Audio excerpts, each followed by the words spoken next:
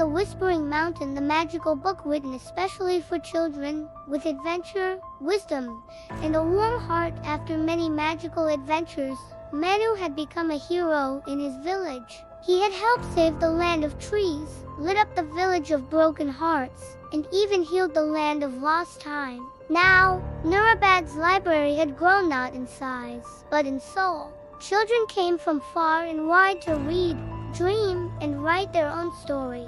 Manu thought his work was done. He sat every evening under the big banyan tree, flipping through the magical book that once glowed and sparkled. But now, it looked quiet, almost asleep. One night, the sky above Nurabad turned a strange shade of blue, deep and shining like velvet.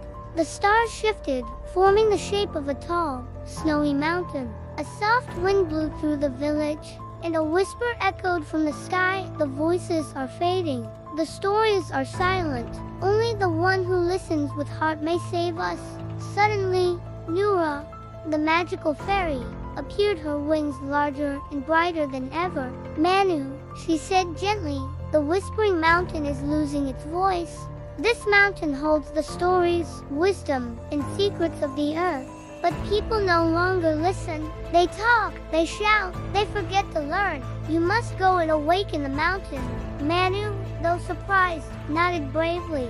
The climb begins early next morning. Manu packed his small satchel. He took a pencil, his worn-out notebook, a flashlight, a bottle of water, some fruit, and of course, the magical book. As he left the village, all the children waved and cheered. Come back soon, Manu.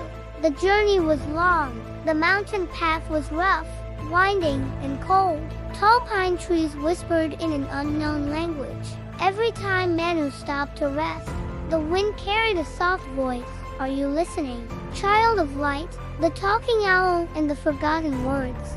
Halfway up, Manu found an ancient owl sitting on a rock, looking confused. Who are you? Asked the owl, blinking slowly. I'm Manu. Why are you alone? I used to read stories aloud to the forest animals, but now I can't remember how to read, said the owl sadly. No one listens anymore, so I forgot. Manu took out a simple story from his notebook about a cat who wanted to fly. He read it aloud, slowly, clearly. As he read, the owl's eyes lit up. I remember now, he cried. I remember every word. The wind grew stronger as if the mountain had smiled. The lonely fox and the gift of trust further ahead.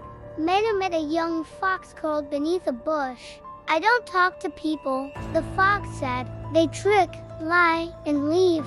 It's safer to be alone. Manu didn't argue. He sat nearby, quietly eating a piece of fruit. He left another fruit near the fox, said you're not alone, and walked away without a word. The next day, the fox followed him. I think I want to walk with you. Just for a little while, he said softly. Another gust of warm wind blew, and the mountain whispered trust returns when it is not forced. The squirrel that forgot how to play near the peak. Manu saw a squirrel sitting still. No running, no jumping, just silence. I used to play, the squirrel said, but now everything feels serious. I don't remember fun. Manu took a shiny rock, tossed it gently in the air, and caught it. Let's play catch, he said. They tossed the rock, giggling, falling over, laughing again. By the end of the hour, the squirrel was chasing butterflies, laughing so loudly the clouds seemed to clap. The Whispering Cave at last. Manu reached the very top of the Whispering Mountain. In front of him stood a huge cave with silver markings carved into the walls. As he stepped inside, the air felt thick like it was waiting for something. A deep voice echoed from the stone child. What do you seek?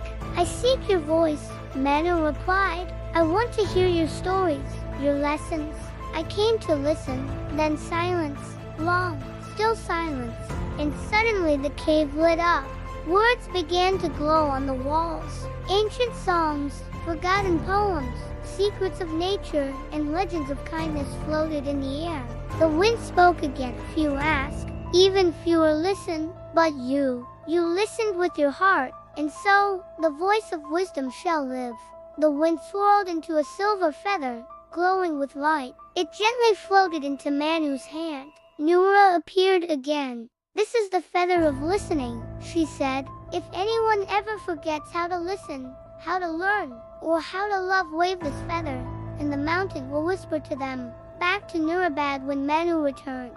He planted the feather at the center of the village. From that day on, anytime someone felt confused or angry, they would sit by the feather and hear a soft, calming wind remind them, "Be still, listen, learn." Moral of the story: we learn best not when we speak, but when we listen to others, to nature, and to ourselves. Subscribe.